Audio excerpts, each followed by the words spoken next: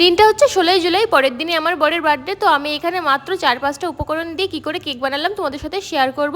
Cake বানানোর কোনো প্ল্যানই ছিল না, কারণ এই দিন রাতের বেলায় আমার বরের বাড়ি থাকার কথা ছিল না, কিন্তু হুট করেই বললো বাড়ি থাকবে। তো ওর থেকে লুকিয়ে তড়িঝড়ি করে আমি আর গুবলু যে কি করে কেকটা বানিয়েছিলাম আমরাই জানি। প্রথমেই অরিও বিস্কুটগুলোর থেকে ক্রিমগুলো আলাদা করে বিস্কুটগুলো মিক্সিতে দিয়ে অল্প একটুখানি চিনি আর বেকিং সোডা দিয়ে গুঁড়ো করে নিলাম। তারপরে এই গুঁড়োর মধ্যে অল্প অল্প করে দুধ দিয়ে ভালো করে ফেটিয়ে নিলাম।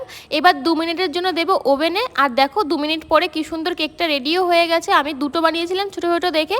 এদিকে ক্রিমগুলোকে অল্প একটু দুধের সাথে মিশিয়ে নিয়েছিলাম লেয়ারিং করব বলে, কিন্তু এখানে না অনেকটাই পাতলা হয়ে গেছিলো আমার।